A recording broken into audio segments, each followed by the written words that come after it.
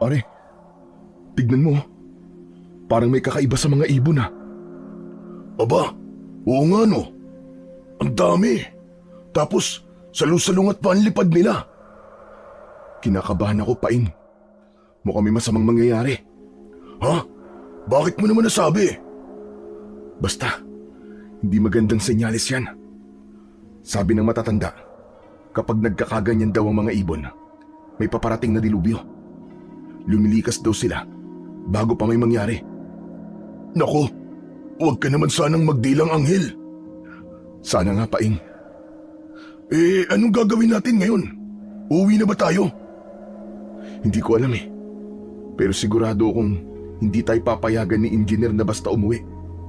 Sa palagay mo ba, maniniwala ba siya kung sasabihin natin baka mamaya may dilubyong parating? Oo nga no. Sabagay, baka sabihin pa niyang nagdadahilan tayo o naniniwala sa mga pamahiin. Alam mo naman yung ugali nun. Kapag walang ebidensya, hindi maniniwala. 2:00 ng tanghali noon. Kasalukuyan kaming gumagawa ng isang modernong kubo sa gitna ng isang pribadong bukirin na pagmamay-ari ni Engineer Guevara. Mainit ang sikat ng araw, pero nakakabahala ang biglaang pagdilim ng langit kahit tirik na tirik pa ang araw. Huminto ako sa pagpukpok at napatingala. Paing, tignan mo yung ulap oh. Biglang dumilim. Aba, oo nga no. Parang may paparating na malakas na ulan. Ilang segundo lang, bigla naming narinig na nagkakagulo ang mga hayop. Umaalulong ang mga aso. Doon na ako nagsimulang kilabutan. Batid ko na meron ngang nagbabadyang panganib. Agad kong sinigawan ang mga kasama ko. Baba muna tayo! Dali! Nagtaka pa sila nang mabilis akong bumaba mula sa tuktok ng bahay.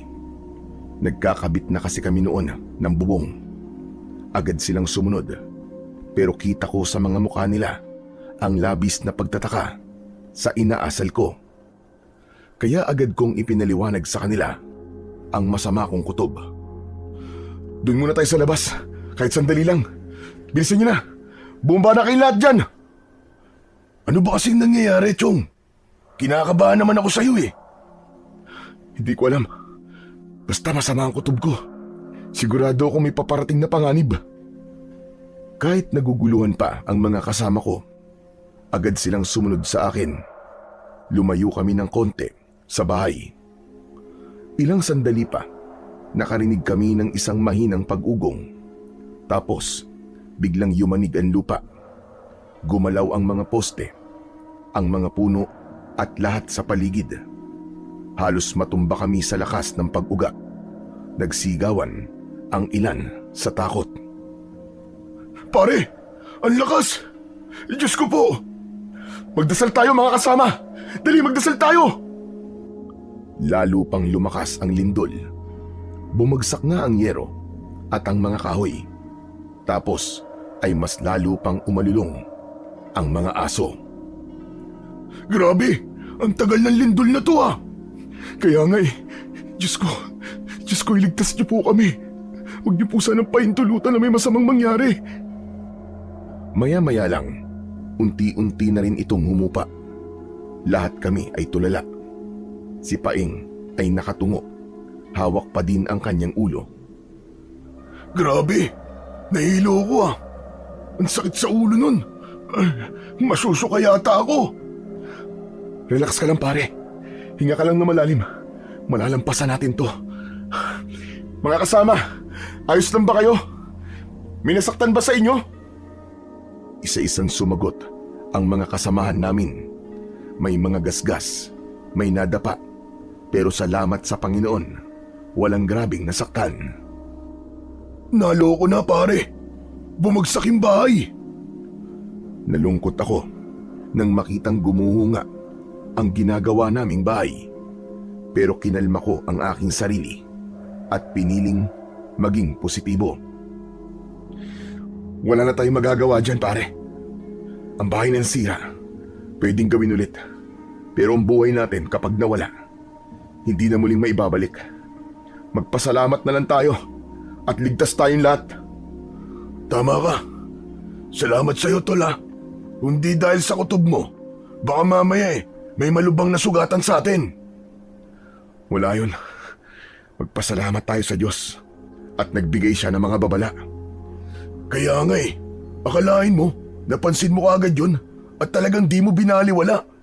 Ang galing mo, pare. Naturuan lang ako ng lolo ko noon, kaya alam ko kung paano tumingin at mag-examine ng mga nangyayari sa paligid. Mga kasama, mabuti pa umuwi na tayo.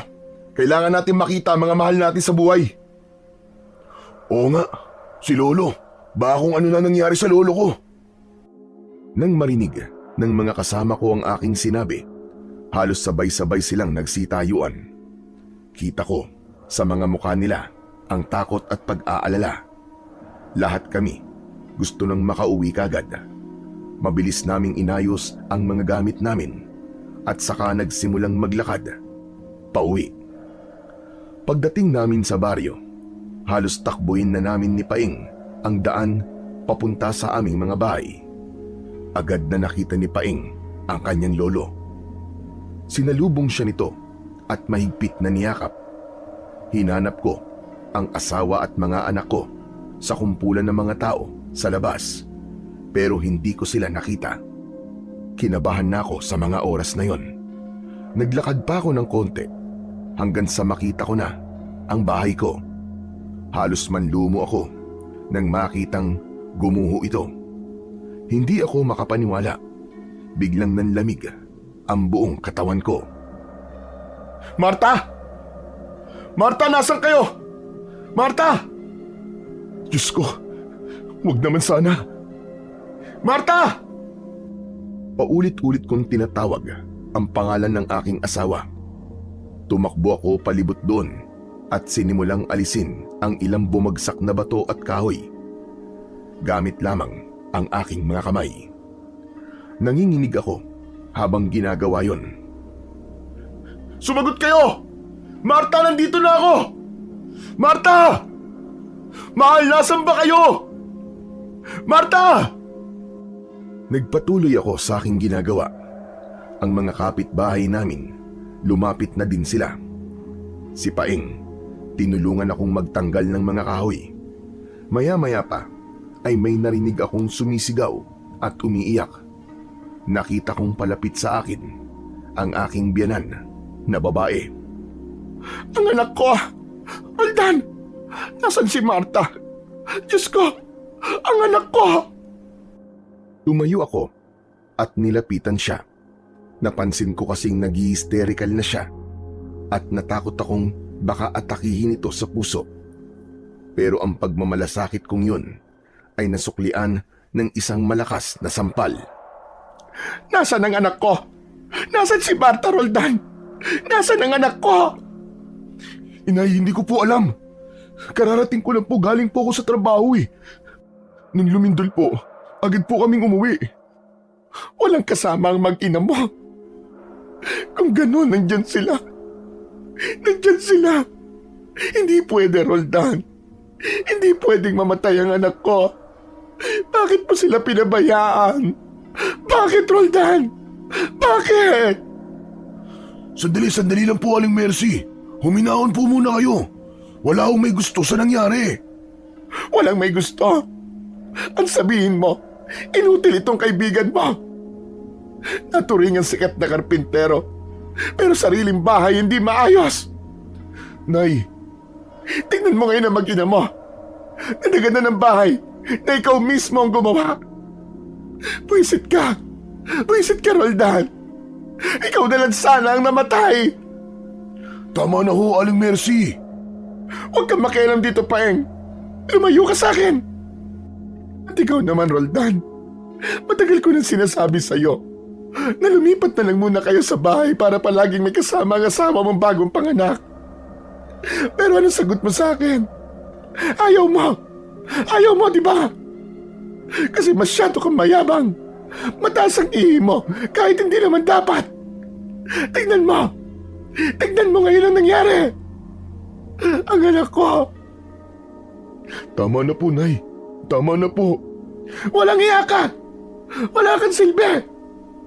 Pinatay mo ang anak ko! Kung alam ko lang na ganito ang mangyayari, sana noon pa. Tinutulang ko ng kasal niyo. Wala kang kwentang lalaki! Hindi ako makapagsalita. Para akong binuhusan ng malamig na tubig habang patuloy na nagsisisigaw si Nanay Mercy. Ramdam ko lahat ng mga sinasabi niya. Para akong paulit-ulit na sinasaksak ng kutsilyo sa dibdib. Gusto kong sumagot. Gusto kong magpaliwanag, pero walang boses na lumalabas. Nakatingin lang ako sa kanya. Hindi ko alam kung saan ko kukunin ang lakas. Gusto kong magalit, pero alam kong tama naman lahat ng mga sinasabi niya sa akin. Parang ako nga talaga ang may kasalanan ng lahat. Kaya naman, hinayaan ko lang siyang ilabas lahat ng sama ng loob niya. Tinanggap ko ang mga masasakit na salita at pananakit. Sana, hindi ka nalang dumating sa buhay ng anak ko, hayop ka. Isa kang sumpa. Mamatay ka na rin sana! Mamatay ka na! Tumingin ako sa kanya. Nanginginig ang mga kamay ko. Gusto kong yakapin si Nanay Mercy. Gusto kong sabihin sa kanya na hindi ko ginusto ang pangyayaring yon. Pero bago ko pa magawa, bigla siyang natigilan. Nakita kong bigla siyang namutla, tapos ay tumigil ang kanyang paghinga. Napahawak siya sa kanyang dibdib, tapos ay biglang babagsak sana. Agad ko namang siyang nasalo at inalalayan ang kanyang ulo bago pa mapaiga sa lupa. Nay! Nanay Mercy! Nay! Tulong! Tulungan niyo kami! Agad na lumapit ang mga kapitbahay namin. Tinulungan nilang buhatin si Nanay Mercy at inilayo na sa akin. Pare, tibayan mo lang ang loob mo ha. Halika na, pagtulungan nating hanapin ang mag-iina mo. Parang di ko kaya, Paing. Kayanin mo pare, para sa mga anak at asawa mo. Sa sinabing yun ni Paing, para akong nagising bigla. Ipinagpatuloy ko ang pag-alis ng mga bato, yero at kahoy na nagiba. Umasa pa rin ako na baka sakali may buhay pa sa kanila. Pero bigla akong natigilan nang may makita akong kamay. Maputla na ito at malamig. Hindi. Hindi maaari ito. Marta! Agad na lumapit sa akin si Paing. Pareho kaming umiiyak habang binubuhat yung mabibigat na kahoy at simento hanggang sa nailabas namin si Marta at ang anak ko na yakap-yakap niya. Nakatihaya siya. Puno ng alikabok at dugo ang kanyang muka. Ang buhok niya ay nakadikit na sa balat dahil sa dugo. May malaking sugat siya sa noo at yung braso niya ay baluktot. Lumuhod ako sa tabi niya. Dahan-dahan kong hinawakan ang pisngi niya. Marta! Marta, asawa ko, gumising ka, pakiusap! Marta! Hindi siya sumagot. Patay na ang asawa ko. Sa mga oras na yon, hindi ko alam kung ano ang iisipin ko. Hindi ako makahinga. Ang sakit. Napakasakit. Napailing ako. Ayaw kong tanggapin. Tinapik ko siya sa pisngi. Inalog ko siya. Umaasang gagalaw siya kahit konti. Pero wala na. Marta, wag mo naman akong iwan oh. Marta, hindi ko kaya. Parang awa mo na gumising ka, Marta. Diyos ko. Marta! Pare, tama na. Wala na siya, pare. Wala na si Maring Marta. Bakit siya pa? Bakit hindi na lang ako namatay? Niyakap ko ng maigpit si Marta habang tumutulo ang luha ko sa mata. Hindi ko na inisip yung alikabok at yung dugo. Wala akong pakialam. Patawarin mo ako. Patawad kung hindi ko kayo nailigtas, Marta. Patawad kung hindi ko kayo naprotektahan. Patawarin mo ko. Mas lalo akong napaiyak. Masakit. Sobrang sakit ng nangyaring yon. Puno ako ng pagsisisi. Samantala, ang mga tao sa paligid, nagkagulo na sila nang makita ang katawan ng asawa kong si Marta. Agad silang nagsilapitan at nakiusyoso. May mga umiiyak, may mga hindi makapaniwala, may mga naawa. Maya-maya pa, ilang kalalakihan ang lumapit at tumulong. Binuhat nila si Marta at ang anak kong sanggol. Inilapag nila ito sa banig at saka tinakpan ng kumot. Hindi ko na nakayanan ang eksenang yon hanggang sa nawalan na ako ng malay. Pagmulat ng aking mga mata, nakahiga na ako sa papag. Nakita ko ang kaibigan kong si Paing na nakaupo malapit sa akin habang binabantayan ako. Pare, sa wakas gising ka na rin. Salamat sa Diyos. Hindi ako kagad nakasagot. Pero nang maalala ko ang mag-ina ko, bigla akong napabalikwas ng bangon. Ang mag-ina ko, pare. Nasaan sila? Inuwa na sila ng puninarya kanina, pare. Hintayin na lang natin ang pagbabalik nila. Eh ikaw, pare, kumusta ka na? Masakit, pare. Napakasakit. Hindi ko matanggap. Wala na tayong magagawa, pare.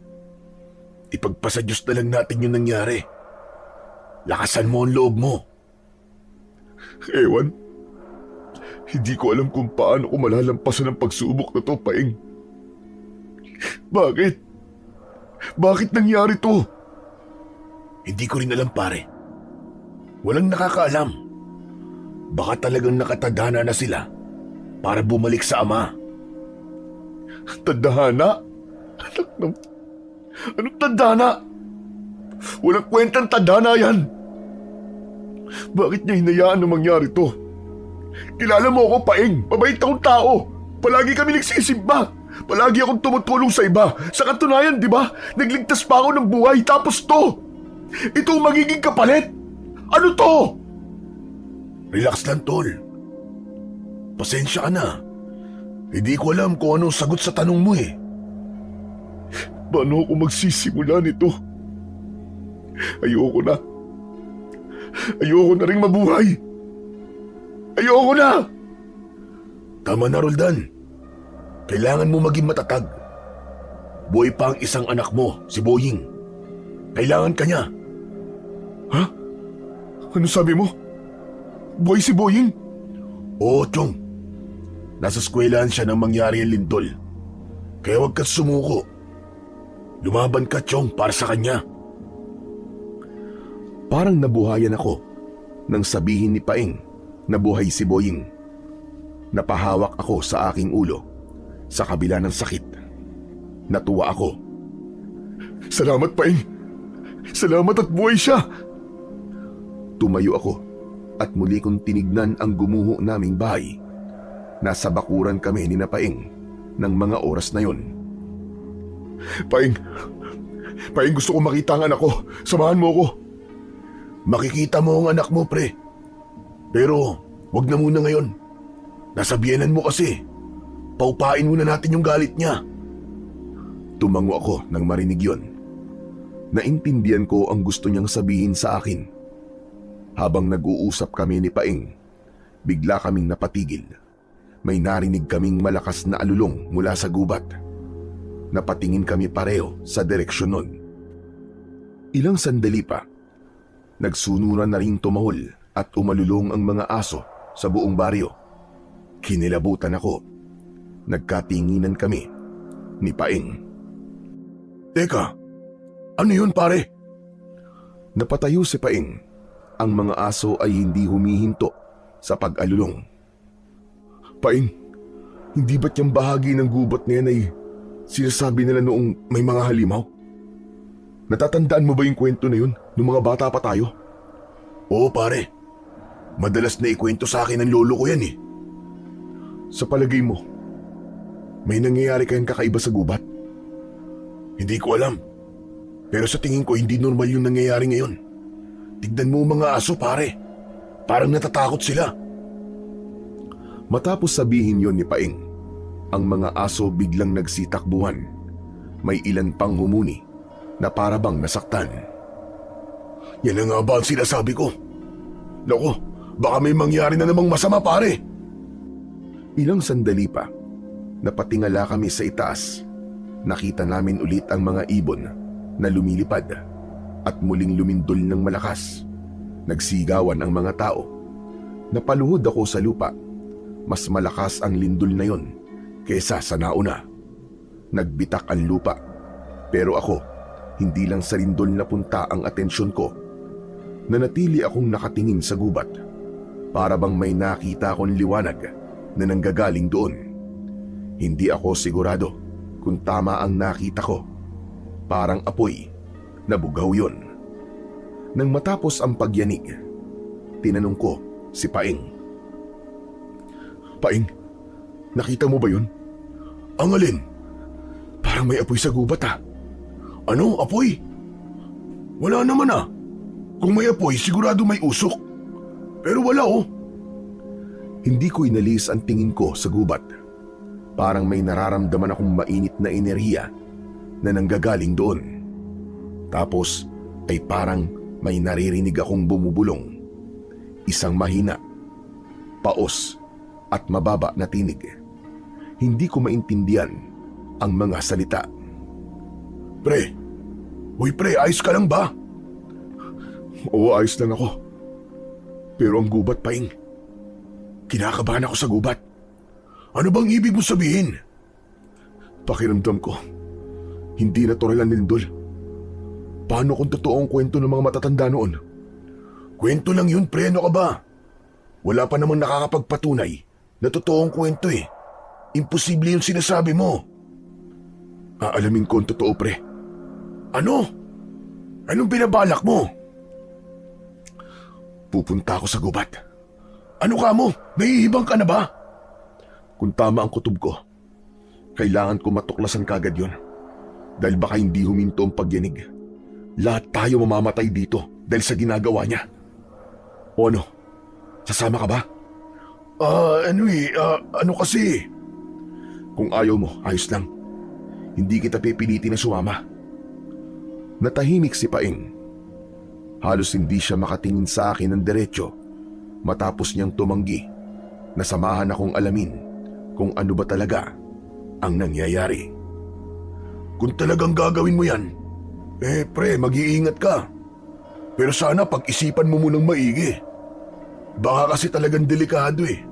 Ayokong pati ikaw mapahamak. Isipin mo ang anak mo, Chong. Natahimik ako matapos sabihin yun ni Paing. Hindi pa ako sigurado kung ano ang gagawin ko. Pero isa lang ang malinaw sa isip ko. Kailangan kong malaman kung ano talaga ang nangyayari. Hindi ko alam kung saan ako magsisimula. Pero alam kong tama ang kaibigan ko. Hindi ako pwedeng magpadalos-dalos. Kailangan kong magplano. Kailangan kong maghanda. Samantala, pagkatapos ng 2 malalakas na lindol, naging tahimik ang paligid. Wala na kaming naramdaman na mga aftershocks. Pero kahit tila kumalma na ang lupa, naroon pa rin ang kaba at takot ng mga tao. Sa gabi, halos lahat ng mga tao ay nasa labas pa din ng mga bakuran. May ilan na nagtayo ng tent at may nagtayo din gamit ang mga trapal at magagaan na kahoy. Yung iba naman, naglatag na lang ng karton at banig sa lupa. Ako, naupo lang sa gilid. Pinagmamasdan sila. Naaawa ako sa kalagayan namin lahat. Kinabukasan, medyo tinanghali na ako ng gising. Gawa ng puyat. Masakit ang ulo ko at mabigat pa din ang aking dibdib. Pagbangon ko, nakita kong paparating si Paing. May bitbit na 2 tasa ng kape. Yun! Sakto, gising ka na, Chong. O eto, kape ka muna. Salamat. Tahimik na inabot ko ang tasang umuusok. Maya-maya ay tumabi siya sa akin. Panay ang kanyang sulyap. Naramdaman kong may gusto siyang sabihin, pero nag-aalangan. Ano bang meron, Paing? Bakit para kang pusa na hindi mapaanak dyan? May sasabihin ako eh. Nalaman ko na nandun sa bahay ng biyenan mo yung labi ng asawa at anak mo. Bigla akong natigilan. Tumitig ako sa tasa ng kape. Nanginig ang aking mga kamay. Oo, Chong. Relax lang. Hindi pare, hindi ako pwede mag-relax. Tara, samahan mo ako. Puntahan natin sila. Oo, sasamahan kita. Pero ubusin muna natin tong kape. Sayang eh. Inubos niya ang laman ng tasa niya. Habang ako naman, hindi ko na nagawang tumikim. Tumayo na lang ako at nagsimula ng maglakad palabas ng bakuran. Agad din naman siyang sumunod. Tahimik lang kami habang naglalakad. Habang papunta kami sa bahay ng biyenan ko, may ilang lumapit sa amin. Nakikiramay sila sa nangyari. Nginitian ko sila ng bagya. Ayoko lang magsalita. Ayoko ring makipag-usap. Nagpatuloy kami sa paglalakad. Si Paing naman, tahimik lang sa tabi ko. Paminsan-minsan, sumisilip siya sa akin. Siguro, nag-aalala siya na baka bigla akong matumba o mawalan ng malay. Pero hindi ko na lang siya pinansin. Pagdating namin doon, madami ng tao. May ilang mga kamag-anak na nakaupo sa gilid. Nasa labas ng bahay yun lamay. Nagkabit sila ng trapal. Dahan-dahan akong lumapit. Nakita ko si Marta. Nakita kong puting-puti ang suot niyang bestida. Ang ganda pa rin niya. Nakatabi sa kanya ang maliit naming anak. Marta, asawa ko. Marta, patawarin mo ko. Patawarin mo ko, mahal. Patawad. Lumapit sa akin si Paing. Pinatong niya ang kamay niya sa balikat ko. Habang umiiyak ako, napansin kong nasa sulok lamang si Nanay Mercy. Wala siyang imik. Nakaupo siya, nakayuko, pero ramdam ko pa rin na galit siya sa akin. Hindi man siya magsalita. Alam kong ako pa rin ang sinisisi niya. Hindi ko siya masisisi dahil ako man, sinisisi ko ang sarili ko sa nangyari sa aking mag-ina. Tay? Anak Boying. Naku, salamat sa Diyos. Totoo ngang buhay ka, anak. Opo, wala naman po masamang nangyari sa akin, Tay. Dahil nakalabas po kami kagad ng classroom. Takot na takot po ako, Tay. Ang lakas po ng lindol. Yung mga gamit namin po sa school, nalaglag lahat at nasira.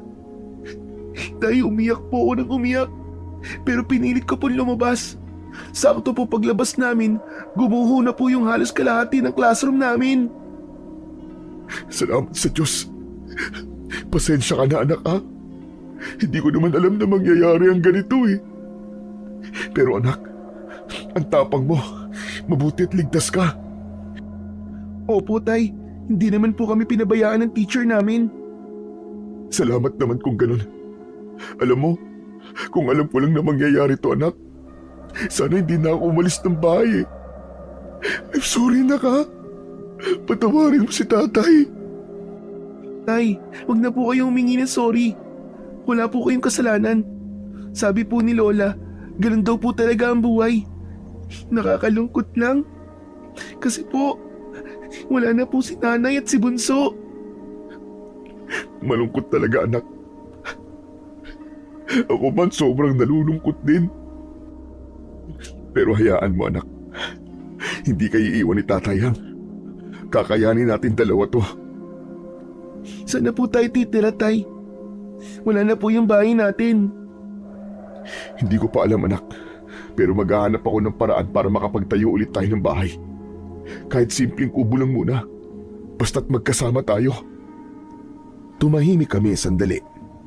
Pareho naming pinagmasdan ang kabaong ni na Marta at ng baby namin. Tay, si nanay po ba? Naririnig po ba tayo kahit patay na siya? Oo naman anak. Naririnig tayo ng nanay mo. Nakikinig siya dun sa itaas. Kaya huwag kang malungkot. Lagi niya tayong babantayan anak. Ganun po ba? Sige po, hindi na po ako ganong malulungkot. Magiging matapang po ako. Gaya po ng palaging sinasabi sa akin ni nanay dati. Yan. Ganyan nga anak ko. Hayaan mo anak. Hindi kita pababayaan. Nandito lang si tatay palagi. Niyakap ko siya ng maigpit. At sa mga yakap na yon, naramdaman ko ang unti-unting paglakas ng aking loob. Napatingin ulit ako kay Nanay Mercy. Nakita kong nagpapahid ng luha sa kanyang mga mata. Anak, sige puntahan mo ang lola mo. Yakapin mo din siya. Malungkot din siya anak. Opo tay. Lumapit ang anak ko sa lola niya at nakita kong niyakap niya ng maigpit ang kanyang lola. Hindi agad gumalaw si Nanay Mercy, pero maya-maya pa, niyakap din niya si Boying pabalik. Nakatitig lang ako sa kanila. Gusto kong umiyak, pero pinigilan ko. Muli akong tumingin sa kabaong. Pangako mahal, aalagaan ko si Boying. Hindi ko siya pababayaan. Kakayanin namin ito. Hindi ko iniwanan ang kabaong ng asawa ko. Umupo lang ako sa tabi nito buong maghapon, ni hindi ko na nga namalayan na anong oras na pala at malapit ng dumilim. Saka ko lang napansin yon nang lumapit sa akin si Nanay Mercy, bitbit ang isang baso ng kape. Roldan, magpahinga ka muna. Ako na muna magbabantay dito. Ayos lang po ako, Nay. Alam kong pagod ka na anak. Mula pa kaninang umaga, hindi ka na umaalis sa tabi ni Marta. Hindi ka pa halos kumain. Sige na, ako na muna rito anak. O heto ang kape para sa'yo. Nang marinig kong tinawag niya akong anak, bigla akong napahinto. Napatingin ako sa kanya. Pasensya ka na sa mga nasabi ko at nagawa ko sa iyo kahapon. Hindi ko sinasadya. Nadala lang ako ng galit ko. Sakit at pag-aalala. Naiintindihan ko naman po kayo, Nay. Wala po kayong dapat na ihingi ng tawad sa akin. Ako pa nga po dapat na humingi ng pasensya. Kasi hindi ko po sila nailigtas. Umiling siya at hinawakan ang kamay ko. Mainit ang palad niya, pero nanginginig. Wala kang kasalanan. Wala. Hindi mo to ginusto. Alam kong mahal na mahal mo si Marta at ang anak mo. Pasensya ka na talaga. Sige po, Nay. Salamat po. Pamilya pa rin tayo, Roldan. Kakayanin natin ito ng magkakasama. Hindi ko na napigilan ang luha ko ng mga sandaling yon. Salamat po. Kahit papano po gumaan po ang loob ko, Nay. Hayaan niyo po. Babawi po ako. Lalong-lalo na po kay Boying. Gagawin ko po ang lahat para maprotektan siya. Para mabigyan siya ng maayos na buhay. Tumango ang biyenan ko. Kumuha siya ng panyo sa kanyang bulsa. Sabay pahid ng luha sa pisngi ko. Kaya mo yan. Alam kong malakas ka. Basta't alagaan mo lang na mabuti si Boying at ang sarili mo. Siya na lang ang natitirang alaala natin kay Marta. Opo, Nay.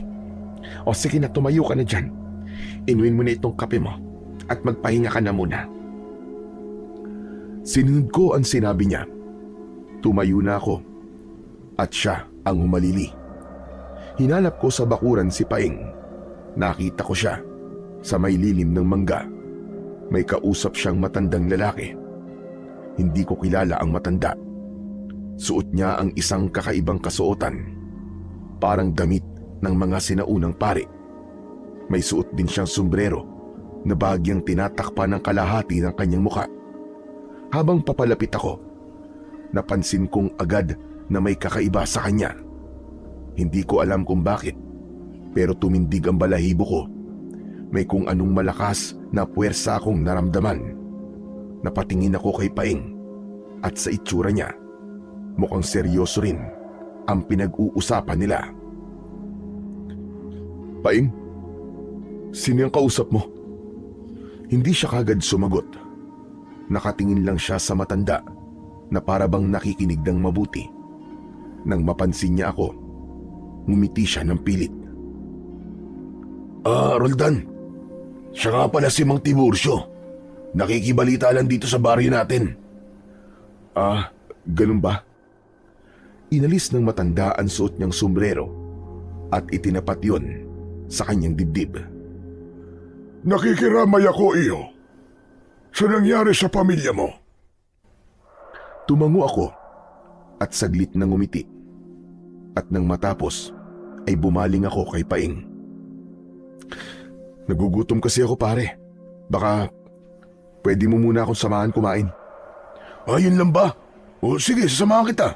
Tatang, maiwan na po muna namin kayo O kung gusto niyo po, dumito na po muna kayo para makapagpahinga. Yun nga lang ho, sa labas lang po kayo pwedeng matulog kasi baka mamaya muling lumindol. Talagang lilindol pa, mga iyo. Hindi pa tapos ang dilubyo. Teka, ano po? Ano po sinasabi niyo, Tatang? Wala. Ang sabi ko baka lumindol ulit. Asahan na natin yon. Normal lang naman ang mga aftershock na mararamdaman. Pagkasabi nun, naglakad na kami ni Paing sa lugar kung saan nagluluto ang ilang mga kababaryo na nagboluntaryong tumulong sa lamay. Agad na kumuha ng pagkain si Paing at inabot sa akin ang plato.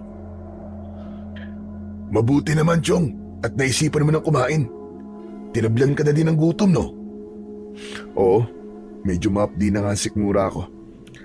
Salamat dito sa pagkain, ha. Wala yun. Sabayan na kaya kita para ganahan ka ng konti. Mainam pa nga. Siya nga pala, Paing. Yung matandang lalaki. Wala ka bang napansin sa kanya na kakaiba? Meron. Ano? Matanda na siya tapos puro kulubot na mukha niya. Weirdo yung damit at sombrero niya. Hindi bagay sa kanya. Pambihira ka naman, oo. Di naman yun yung ibig ko sabihin, eh. Ano ba kasi yun? Parang ano, pre. Basta, kinikilabutan ako sa matandang yun. Parang wala siyang gagawing maganda. Talaga? Paano? Mukha naman mabait Saka matanda na yon. Hindi na yung kayang gumawa ng masama.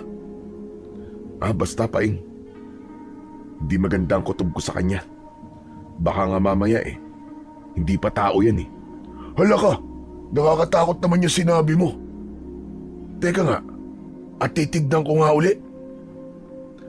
Sinilip ni Paing ang matanda kung saan namin siya iniwan. Uy pare, wala na yung matanda. Umalis na siguro. Samantala, nang matapos makakuha ng sarili niyang pagkain, naghanap na kami ng pwesto.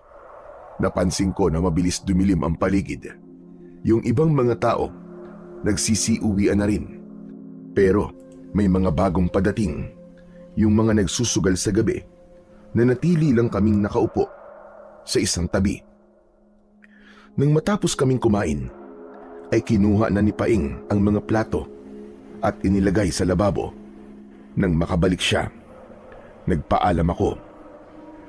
Pre, ihilang ako sandali O sige, pero huwag kang lalayo Maski dyan sa mga puno, pwede na dyan Tumayo ako at naglakad papunta sa likuran ng bahay. Medyo madilim at walang ilaw doon. Habang umiihi ako, may napansin akong gumagalaw sa itaas ng isang puno. Akala ko nung una, wala lang yon. Pero nang tinignan kong mabuti, Napansin kong may malaking ibon. Yung mga mata niya, parang nagbabaga. Anak ng... Anong ibon to? Dahan-dahan akong lumapit habang pinagmamasdan pa din ang nilalang. Hanggang sa napagtanto ko na hindi pala yun ibon. Malalaki ang pakpak niya, pero yung katawan ay parang sa tao. Maitim ang balat niya, payat at meron siyang mahahabang mga daliri. Hindi ako agad nakakilos. Para akong natuod sa kinatatayuan ko. Napalunok ako ng ilang beses nang marinig ko ang malakas na paghinga ng nilalang.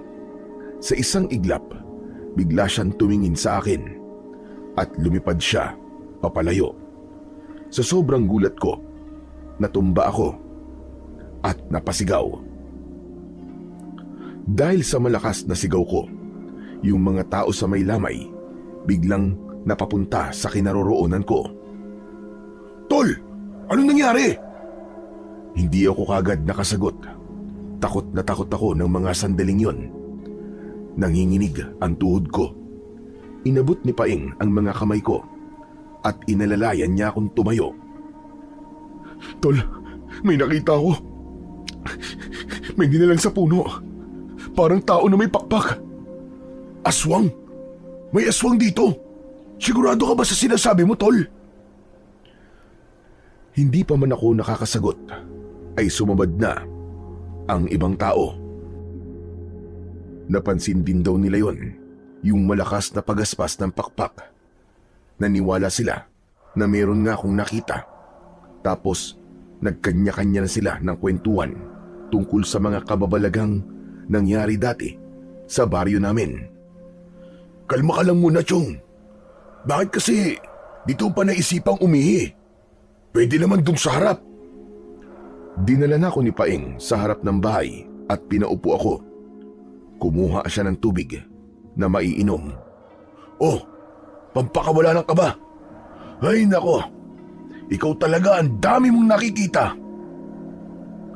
Habang umiinom ako ng tubig, may ilang matatanda na lumapit sa amin. Sila ay sina Temyong, Aling Sabel at Lolo Tonyo. Kita ko kagad sa mga mukha nila ang pag-aalala at takot. Nakatingin lang sila sa akin, parang nag-aalangan kung paano magsisimula ng usapan. Si Mang Temyong ang unang nagsalita.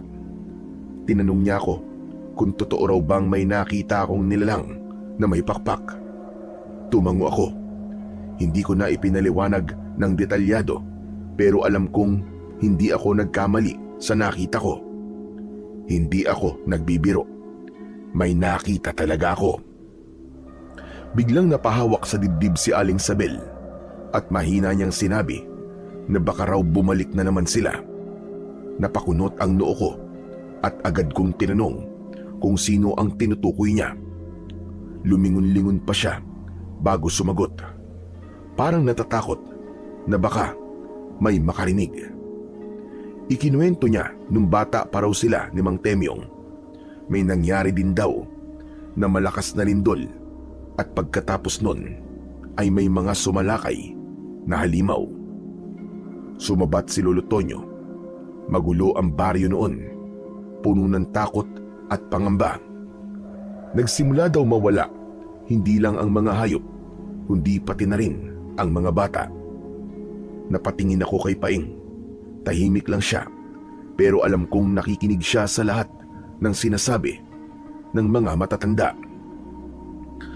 Kung ganun po nangyari, paano po natigil ang pananamantala at pambibiktima ng mga nilalang na yun dito sa baryo? Sabi ni Temyong, may tumulong daw sa kanila noon.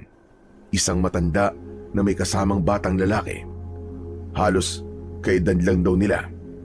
Mukha raw silang mga antingero dahil sa mga agimat at anting-anting na nakasabit sa leeg at braso nila. Sila raw ang humarap sa mga aswang na sumalakay sa baryo noon.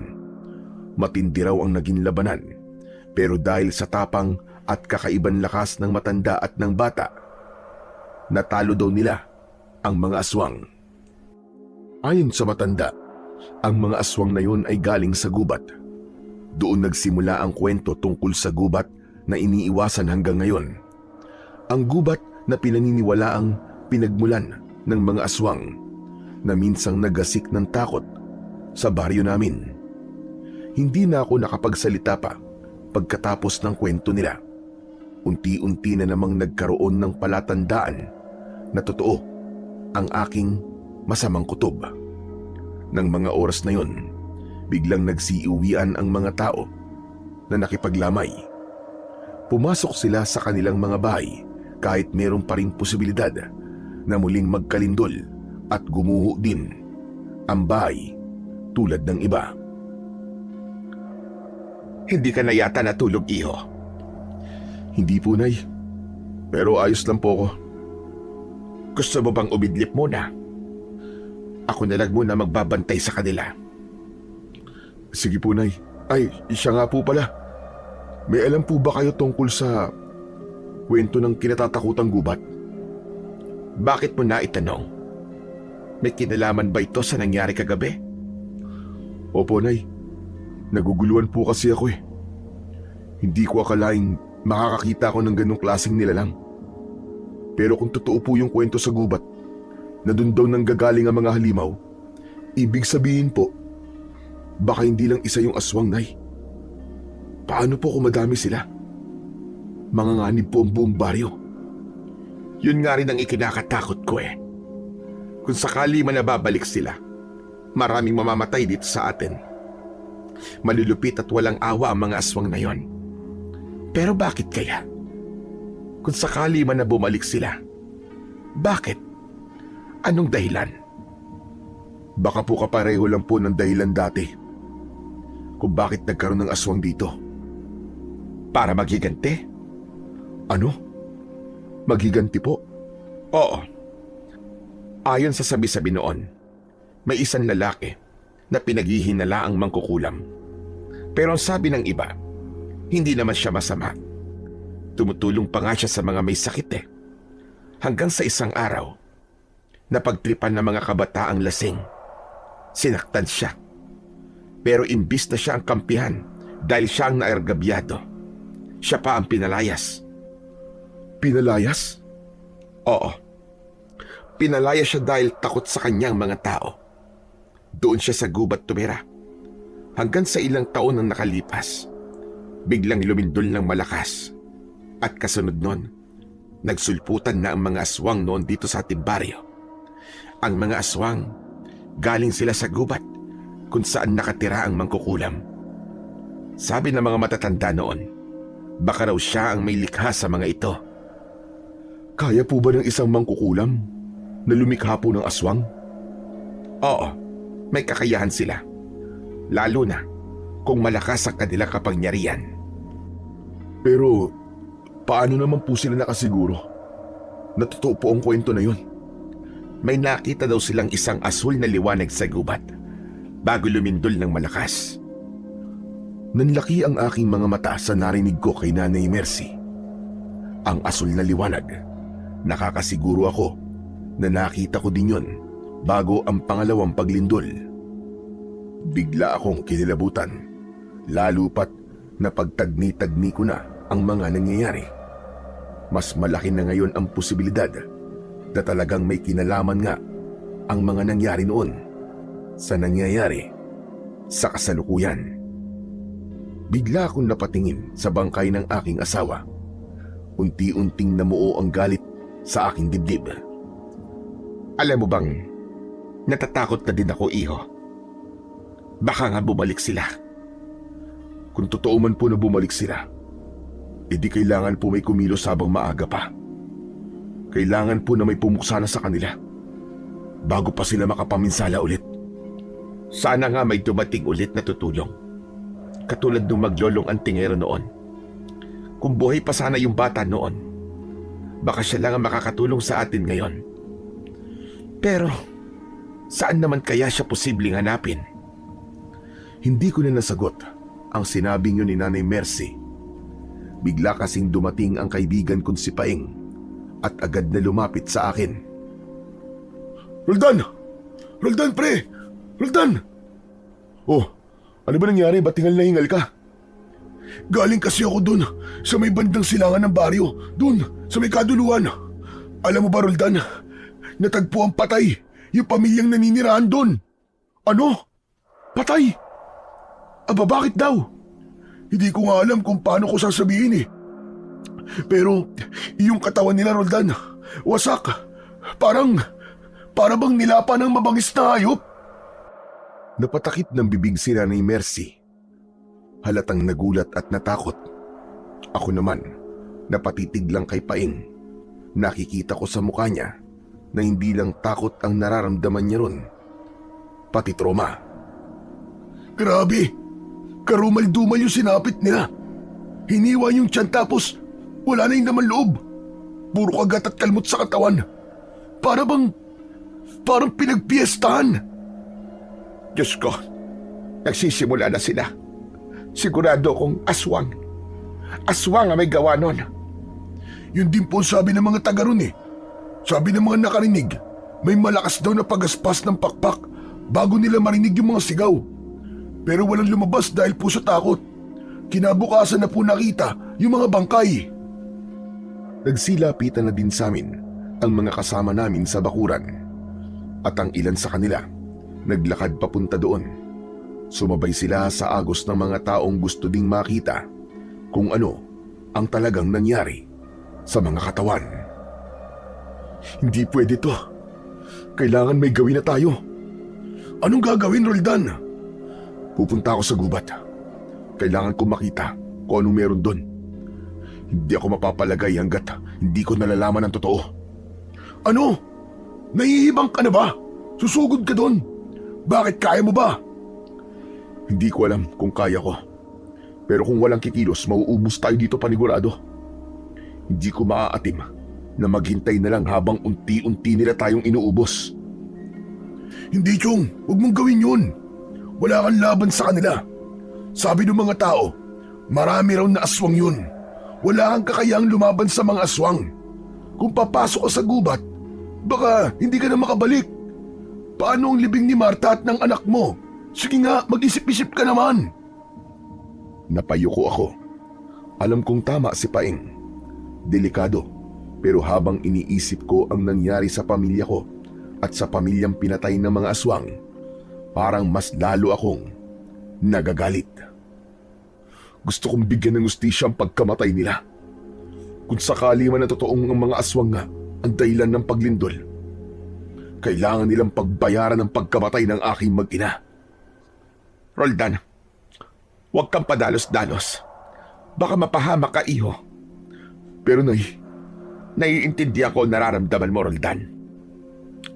Sige, gawin mo ang lahat ng gusto mo, pero pwede bang saka mo na lamang gawin yan pagkatapos na lamang ng libing?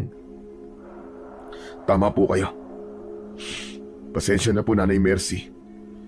Nadadala lang po ako ng labis na emosyon ko. Pero sige, susundin ko po kayo. Pero pagkatapos ng libing, aalamin ko po ang totoo. Sige, Chong. Kung yan ang plano mo, sasamahan kita. Talaga? Oo, Chong. Magkasangga tayo, di ba? Sa hirap at ginawa. Ayos. Salamat, pre. Pero sa ngayon, samahan mo muna ako dun. Gusto kong makita yung sinasabi mo. Okay lang ba, Nanay Mercy? Sige, Roldan. Ako na munang bahala dito. Tumango ako at agad kaming nagtungo ni Paing sa pinangyarihan ng krimen. Pagdating namin doon, halos manlumo ako sa nakita kong anyo ng mga bangkay. Totoo ang sinabi ng kaibigan ko. Kalunos-lunos talaga ang sinapit ng mag-anak. Kita mo, Roldan? Kawawa sila, di ba? Hindi ko magawang sumagot sa kanya. Ang atensyon ko kasi ay nakatuon lang sa mga bangkay. Maraming taong nakapaligid, mga usisero at mga kawani ng barangay. Ang balat ng mga biktima ay maputlang maputla na, halos nagkulay abo. May malalalim na kagat sa leeg at dibdib at ang ilan ay may bakas ng matatalas na kuko. Totoo nga, hindi ito gawa ng tao o o ng ordinaryong hayop. May kutob ako, Paing, na may masama talagang nangyayari at masusundan pa to. Hoy, huwag mo naman sabihin yun dito. Baka mamaya may makarinig sa'yo. Magpanik pa ang mga tao eh. Saka, huwag ka na muna nagsasalita ng mga ganyan-ganyan. Pambihira ka, natatakot ako sa'yo eh. Anong ibig mo sabihin? Di ba nga, mainit ang dila mo. Lahat ng sabihin mo, parang nagkakatoton lahat eh. Di naman palagi ah. Anong hindi palagi? Madalas nga eh. Alam mo parang may kakaiba sa'yo, Chong eh. Para kang Nostradamus eh. Nakikita mo kung anong mangyayari. Meron naman talaga eh. Minsan na may nabanggit si Lolo sa akin. Sabi niya, may taglay daw akong kakaibang kakayahan. Malakas daw ang pakiramdam ko. Ang tawag niya daw doon, Sixth Sense. Ano? Sixth Sense? Ano naman yun? May kakayahan daw akong makaramdam o makakita ng mga bagay na hindi nakikita o naririnig ng karaniwang tao. Ganun pala yun? Parang third eye ano? Oo, parang ganun na nga. Pero yung Sixth Sense kasi, base lang palagi yun sa kutob. Pero ang third eye naman, base sa kung ano ang aktwal na nakikita. Ayoko ng ganyan. Baka mabaliw ako. Habang nag-uusap kami ni Paing, dumating na ang mga pulis. Tinakpan na nila ang mga bangkay at nilagyan na ng kordon ng paligid. Pinatabi na rin ang lahat ng mga nakikiusyoso. Tara na, bumalik na tayo, tol. Tumango siya at sabay kaming naglakad pauwi. Ilang minuto lang ay biglang may narinig akong matinis na tunog. Parang sigaw ng babae. Sabay kaming napahinto ni Paing. Narinig mo yun? Oo, narinig ko. May sumigaw. Napatingin kami sa direksyon ng gubat. Nagmasid kami at nakiramdam. Pero hindi na nasundan pa ang sigaw na narinig namin. Tara tol, tignan natin. Naku, wag na. Delikado yan eh. Pero baka may nasasaktan dun eh. Hindi pwede, tol. Paano kung patibong yan? Ganyan ang ginagawa ng mga aswang. Ginagaya nila ang boses ng tao para makapambiktima. Napatingin ako sa kanya. Totoo ang sinabi niya, pero hindi ko rin kayang baliwalain ang narinig kong sigaw. Ilang sandali pa, muli naming narinig ang malakas na sigaw. Humihingi na ito ng tulong. Hindi ko na napigilan ang aking sarili. Tumakbo na ako, papasok sa gubat. Roldan! Hoy! Ano ba? Bumalik ka dito! Roldan! Hindi ako nakinig kay Paing. Hindi ko na siya nilingon. Madilim at masukal ang daan sa loob, pero hindi ko ininda yun. Ang tanging nasa isip ko ng mga sandaling yon ay baka may taong kailangan ng tulong. Ilang sandali pa, naramdaman kong parang may nakasunod na sa akin. Ngunit paglingon ko, wala namang tao. Paing, tol, ikaw ba yan? Nananakot ka na naman oh. Paing, tigilan mo yan ha. Di ka nakakatuwa. Pero walang sumagot sa akin. Alam kong may tao. Ramdam ko ang presensya niya. Dali-dali akong naglakad ng mabilis. Pero habang binibilisan ko, parang ganun din ang ginawa niya. Narinig ko ang kaluskos ng paa niya. Kinabahan ako at dun ko lang din naisip na isa pala akong malaking tanga. Sumugod ako sa gubat na wala man lang dalang anumang sandata. Gusto kong umatras, pero huli na. Huminga ako ng malalim at naghanap ako ng pwedeng gamitin. Doon ko nakita yung isang sanga ng puno na naputol. Dali-dali kong hinatak yun at tinanggal sa pagkakasabit. Pwede na siguro to. Hinawakan ko yun ng maigpit na parabang sibat. Pinakinggan kong mabuti ang paligid. Tahimik na. Wala na ang mga kaluskos. Pero akala ko lang pala yun. Dahil nakakailang hakbang pa lang ako, ay bigla ko na namang narinig ang sumusunod sa akin. Naasar ako sa ginagawa niya. Pakiramdam ko kasi ay pinaglalaruan ako. Kung sino man siya, diretso akong naglakad patungo sa tunog. Sino ka? Magpakita ka sa akin! Hindi ako natatakot sa'yo! Magpakita ka! Unti-unti na akong nilamon ng matinding kaba ng mga oras na yon. Muli kong narinig ang kaluskos. Mas malapit na. Humakbang ako ng dahan-dahan hanggang sa may anino akong nakita sa likod ng isang puno. Mabilis kong iniamba ang sanga at doon ko siya nakita. Ang matandang lalaki, nakausap ni Paing. Teka, ikaw yung... Nakatingin lang siya sa akin. Walang emosyon ang kanyang muka. Bumba ang tingin niya sa hawak kong sanga at nakita kong ngumisi siya sabay iling. Susugod ka dito sa gubat na yan lang ang hawak-hawak mo sa data. Ano bang pakialam mo? Tsaka sino ka ba? Bakit mo ako sinusundan ha? Isa ka ba sa kanila? O baka ikaw yung mangkukulam na kinikwento nila? Mukha ba akong mangkukulam? Oo naman. Humakbang palapit sa akin ang matandang lalaki. Napansin kong malalim ang kanyang mga titig. Hanggang sa napaatras ako. Teka, hanggang dyan ka na lang. Huwag ka lalapit. Mapipilitan akong saktan ka, sige. Bakit hindi mo gawin? Sa tingin mo ba, ay natatakot ako sa hawak mo? Nanindig ang balahibo ko sa aking narinig. Lalo pa nang makita ko siyang muling ngumisi. Hindi ka dapat pumasok dito. At bakit ha? Ano bang meron dito? Totoo bang dito namumugad ang mga aswang? Oo.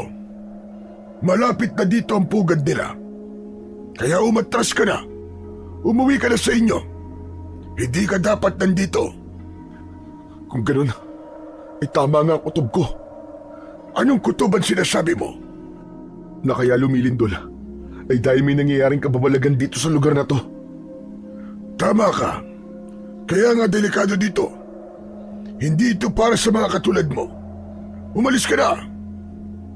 Sandali. Kung ganun, hindi ka kaaway? Bakit? Mukha ba akong kaaway? Napatitig ako sa matanda. Tama, matanda na nga siya. Pero matikas pa rin ang kanyang pangangatawan. May hawak siyang isang martilyo sa kanang kamay. Iyo, seryoso ako. Kailangan mo nang umalis dito. Pasensya na po, Tatang. Pero hindi ko po magagawa yun. Alam ko po ang dahilan kung bakit ako nandito. At paninindigan ko po yun. Kailangan kong malaman ang totoo. Kung natural ba talaga ang lindol o may ibang dahilan. Hindi ako tatahimik hanggat hindi ko nalalaman ang sagot. Dahil kung totoo ngang may kinalaman ng mga nilalang na yun, kailangan kong bigyan ng hustisya ang pagkamatay ng asawa at anak ko. Aba, matigas talaga ang ulo mo, ane. Hindi mo alam ang pinapasok mo, bata. Alam kong delikado, Tatang. Pero may dahilan ako. At hindi ako pwedeng umatras. Umalis ka na. Kapag tumuloy ka pa, baka ako pa mapilitang... Mapilitang ano po? Mapilitan saan? Mapipilitan ako saktan ka at kalad-kalid ka pa uwi sa baryo. Magdudulot ng dilubyo ang pagsugod mo dito. Kung gusto mo akong saktan, tatanggawin mo. Pero hindi mo ako mapipigilan. Lalo na kung tatakbo ako na mabilis katulad dito. Humakbang ako palayo. Pero bago pa man ako makatakbo ng mabilis, ay biglang may malakas na sigaw kaming narinig sa di kalayuan. Roldan! Roldan, tulong! Tulong! Nangunot ang noo ko ng mga oras na yon. Agad kong nilingon ang direksyon ng boses. Di ako maaaring magkamali. Si Paing yon. Anak ng teteng! Meron pang isa! Si Paing po yun. Siguro po sinundan ako. Kailangan ko siyang puntahan. Naku naman talaga! Ang titigas ng ulo nyo! Wala kayong takot sa kamatayan! Marami pang sinasabi ang matandang weirdo, pero hindi ko na siya pinakinggan.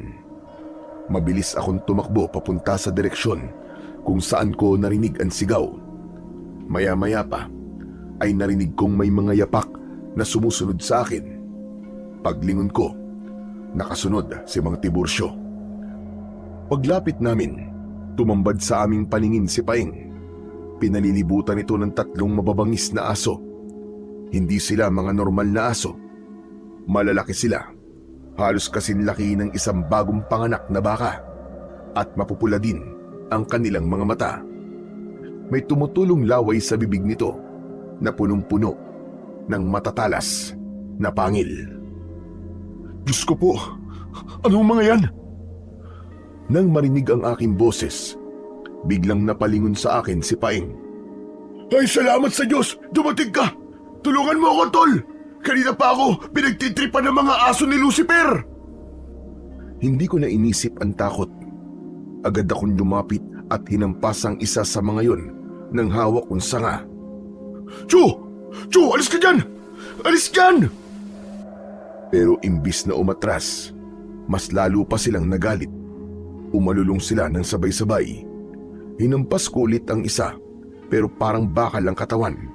Ang isa naman ay umatras sandali, tapos biglang sumugod.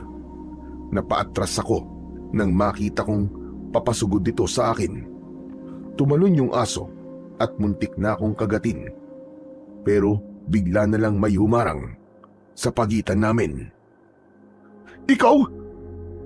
Nakita kong kagad niyang iniamba ang hawak niyang martilyo sa aso. Nanlaki ang aking mga mata nang makitang biglang lumaki ito ng doble at may kakaibang kinang na parang ginto. Nang iniamba niya yon, kumislap ang ulo ng martilyo. Malakas na inihampas ng matandang lalaki ang martilyo sa ulo ng aso. Sa isang iglap ay sumabog ang bungo ng aso. Agad na kumalat ang dugo sa lupa. Ang aso bumagsak ng walang buhay. Nanlaki ang mga mata ko. Ganon din si Paeng na halos hindi makapaniwala sa nakita.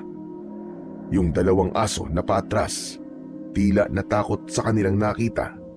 Bumahag ang kanilang mga buntot bago biglang nagtakbuhan palayo, papasok sa ibang bahagi ng gubat. Anong klaseng tao ka? Mabuti pang wag mo nang alamin. Ang mahalaga, buhay at ligtas kayong 2 na kaibigan mo. Mang Tiburcio, kayo po yan. Naku, maraming salamat po. Salamat po, tinigtas niyo po ako. Utang ko po sa inyo ang buhay ko. At sa akin, ha? Hindi ka ba magpapasalamat? Siyempre, magpapasalamat din ako sa iyo, Chong. Pero, kung hindi kasi dahil kay Tatang baka nilapa na tayo ng mga hayop na yon. Mabuti na lang pala at sumunod ako dito. Kung nagtagal ako o kung hindi pala ako sumunod, baka pareho na kayong pinulutan ng mga asong yon. Tatang, salamat po Pero ano ba talaga yung mga asong yun? Hindi normal ang itsura nila Para silang mga asong gubat, pero may halong, ewan, parang galing sa impyerno. Parang mga demonyo. Tama ka. Hindi sila pangkaraniwang hayop.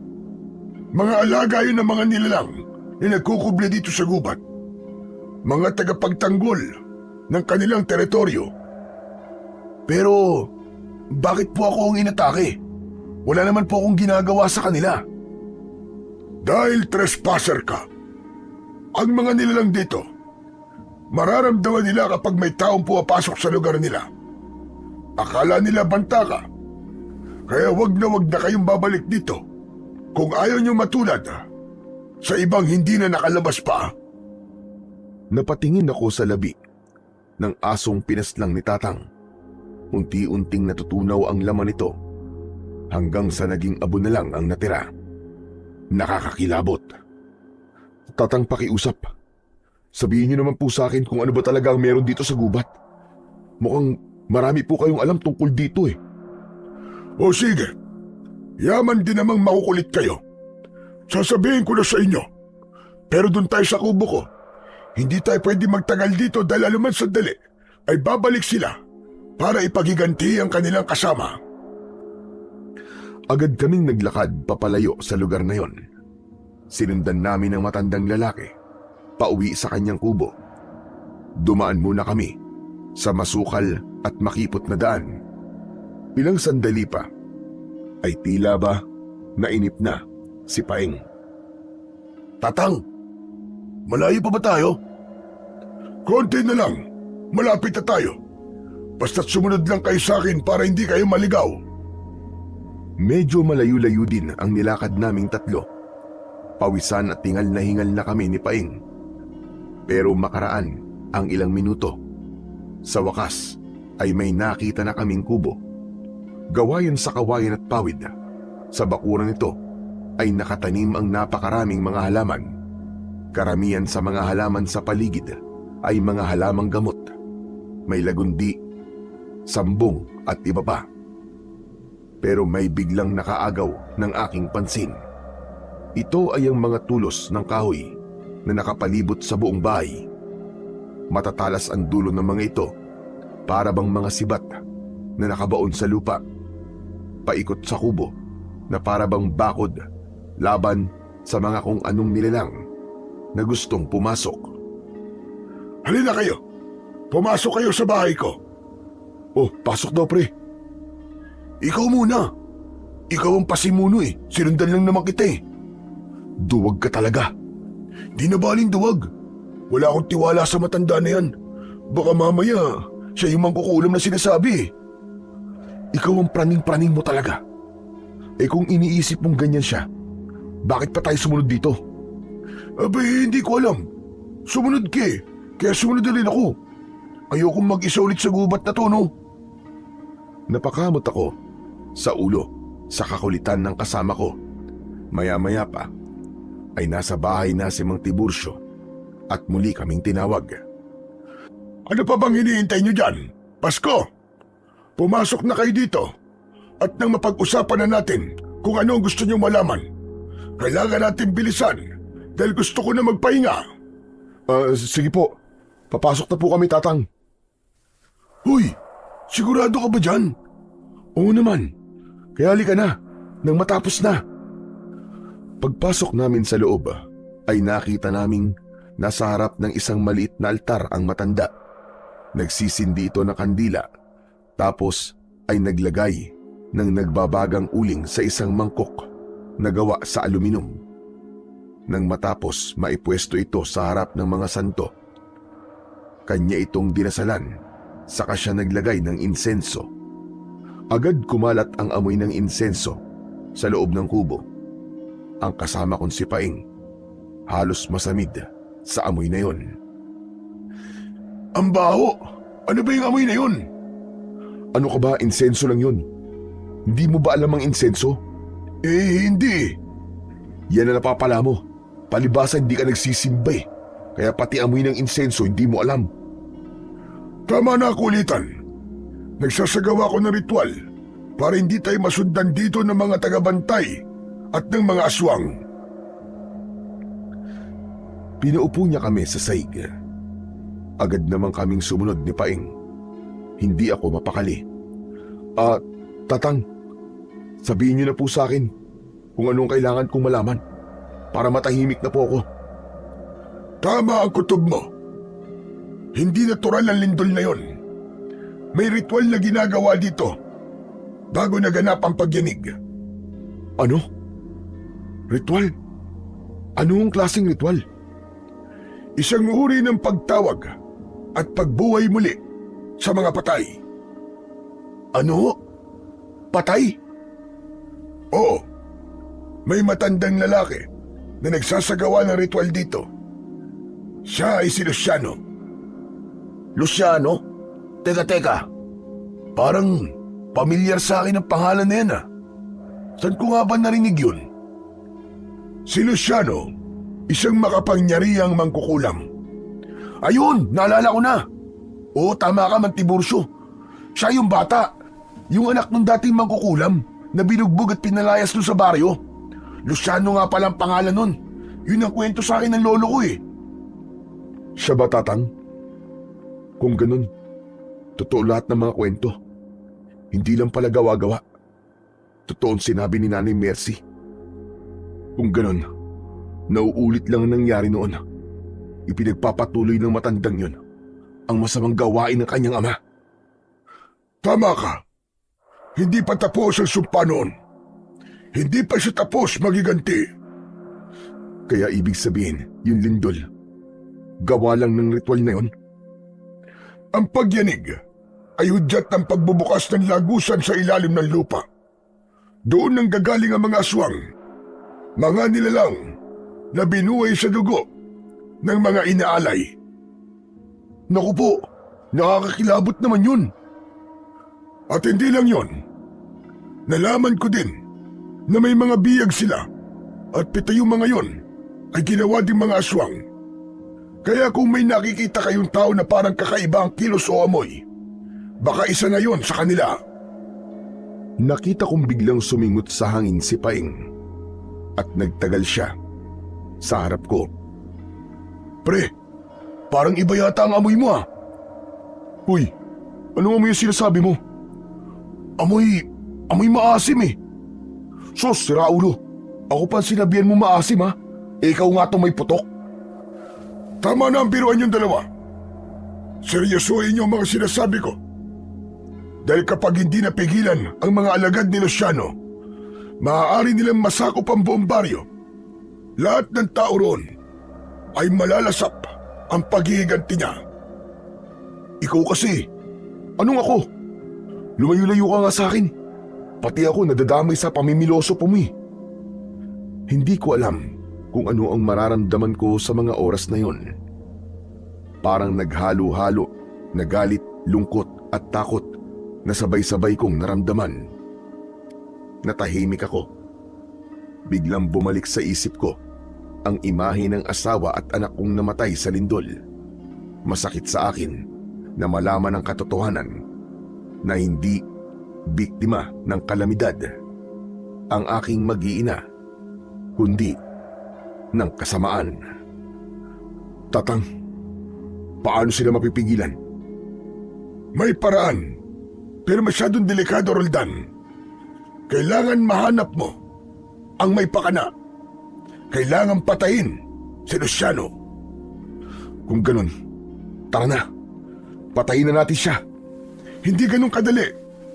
Madami siyang bantay. Marami siyang alagad. Maraming proprotekta sa kanya. Bago ka pa makarating sa kanya, susugurin ka na ng mga alagad niya. Naglakad palayo sa amin ang matanda. Lumapit ito sa altar at umusal ng konting dasal bago bumalik sa amin. May bitbit itong 2 kwintas. Ibinigay niya sa amin ito ni Paing. Heto, isuot yung 2. Proteksyon nyo yan para hindi kayo basta-bastang mabibiktima ng mga aswang. Kapag nakita nilang may suot kayong ganyan, medyo mangingilag silang biktimahin kayo. Teka, sandali. Agimat po ba ito? Tama ka. Agimat ang mga yan. Pero hindi naman ganun kalakas. Teka, sino po ba talaga kayo? Mabait ka pala eh. Akala ko kanina ikaw yung mangkukulam eh. Grabe, ang dami niyo pong alam dito sa gubat. Saka parang matagal na din po kayo nakatira dito. Lahat ng yun, konektado sa mangkukulam na parating ikinikwento ng mga matatanda sa akin. Hindi ako ang mangkukulam. Pero tama ka. Matagal na akong nakatira dito. Kasama ko dati ang tatay ko na nagbabantay sa lugar na to. Naparito kami noon para pigilan ang mangkukulam. Tinulungan namin ang baryo nung oras na sila ay salakay ng mga aswang. Ano? Kayo yun? Yung mga bayani na tinutukoy nila sa kwento? Talaga? Wow! Hindi ako makapaniwala. Bayani? Hindi kami mga bayani. Ginawa lang namin ang aming tungkulin bilang mga manunugis. Tungkulin namin na puksain ang mga aswang. Pero oo, kami ngayon, kasama ko noon ang tatay ko. Siya ang tunay na mandirigma. Ako, ay tagasunod lang niya. Hindi ko po alam na buhay pa pala kayo. Naku, salamat naman kung ganun. Alam niyo po bang nabanggit po ng biyenan ko na sana po ay muling may makatulong sa amin at kayo po yun. Tutulungan niyo naman po kami ulit, di ba? Huwag kang magpasalamat. Matanda na ako at hindi ko na kayang harapin ang lahat ng mga aswang na yon. Kung ganun ho, hindi niyo po kami tutulungan? Kung lalaban ako, hindi ako nakakasiguro kung magtatagumpay ako. Masyado na ako matanda para makipaglaban. Nakita niyo naman, hindi ko na nga napigilan ang pagbabalik ng mga kampon ni Luciano. At mas malakas pa sila kaysa sa dati. Kung ganun, tutulungan ko po kayo. Hoy, ano sinasabi mo, Chong? Anong tutulungan? Pare, kawawa mga tao sa baryo kung di mapupuksa ang mga aswang. Pero siya na rin na nagsabi na hindi niya na kayang lumaban, na mahina na siya. Nagpapakamatay ka ba? Alam mo, mabuti pa umuwi na tayo. Ayusin na lang natin ang mga bahay natin. Patibayin natin ang mga bintana, bubong at pinto nang di tayo mapasok ng mga aswang. Nagkakamali ka, iyo. Maski bahay na bato pa, ay kayang-kayang pasukin ng mga aswang. Anak ng teteng, lagot na. Bigla akong natahimik, tapos ay napatitig ako sa hawak niya kaninang sandata. Nakalapag ang bagay na yon sa tabi ng mga santo sa kanyang maliit na altar. Anong tinitignan mo? Mang Tiburcio, lakas lang ba talaga ng katawan ng kailangan para mapuksa ang mga aswang? Oo, at saka kapangyarihan. Kung ganun ho, bigyan niyo po ako ng kapangyarihan. Ako na lang po ang lalaban sa kanila. Anak ng teteng, oo, nalo ko na. Hindi ganun kadali yun, iyo. Pwede po kung gugustuhin niyo. Ibigay niyo po sa akin yung sandata niyo. Ako po ang haharap sa mga aswang. Anong sandata sinasabi mo? Yung martilyo niyo po na umiilaw. Ipahiram niyo po muna sa akin, Tatang. Anong sabi mo? Nakita mong umiilaw ang aking sandata. Napatigil ako. Parang nagbago ang ekspresyon ni Tatang. Ang dating mahinahon niyang mukha ay biglang naging seryoso. Naglakad siya at lumapit sa altar kung saan nakapatong ang martilyong ginamit niya kanina. Kung ganun, ikaw pala ang matagal ko nang hinihintay. Po? Hinihintay? Ano pong ibig niyo sabihin? Matagal ko nang alam na may darating na papalit sa akin. Sinabi sa akin ng aking gabay sa panaginip na darating daw ang isang tagapagmana ng Apo Kidlat, ang banal na martilyo ng mga tagapangalaga. Apo Kidlat? Oo, yan ang tawag dito sa martilyo na to. Ginawa ito ng isang magiting at mahusay na antingero noon. Isang sinaunang antingero na mula sa aming angkan. Pinanday ang sandata na ito habang gumuguhit ng malalakas na kidlat sa langit. Sagrado ito at napuno ng madaming mga malalakas na dasal. Ang ibig niyo pong sabihin ay ako po ang tinutukoy na tagapagmana niyan? Pero bakit po ako? Ang dapat naman talagang maging tagapagmana ay mula din sa aming lahi. Pero dahil ako ang huling salin lahi sa amin at hindi naman ako nakapag-asawa at nagkaanak, ipapamana ito sa isang taong karapat-dapat, sa isang taong mabuti at may dalisay na puso, at sa isang taong makakakita ng taglay nitong kapangyarihan. Natahimik ako. Hindi ko alam kung ano ang sasabihin ko. Kung kanina ay atat na atat akong mahiram ang kanyang sandata. Hanggang sa bigla na lamang akong nangilabot sa sinabi niya. Si Paeng naman ay nagulat din at napatingin sa akin. Teka, sigurado ho ba kayo, Tatang, diyan po sa mga sinasabi niyo? Oo naman, Paeng. Pero hindi pa ngayon. Kailangan munang tanggapin ni Roldan ang panata. Siya na ang magiging bagong tagapangalaga ng Apo Kidlat. Ano naman pong kapalit, Man Tiburcio? Ang kapalit ay ang sarili mong kapayapaan. Wala nang atrasan kapag tinanggap mo ito, habang buhay mo nang dala ang responsibilidad at tungkulin bilang isang tagapangalaga.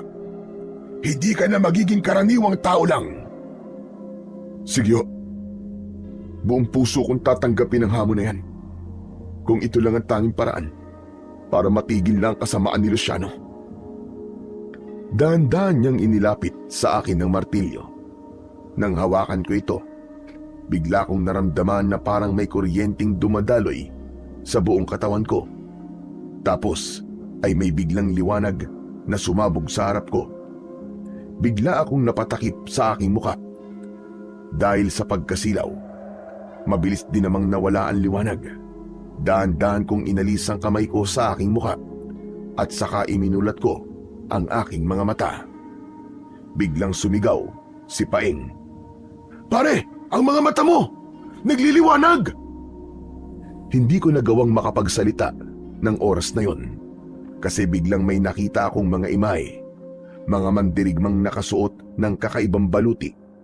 Hawak nila ang apo kidlat.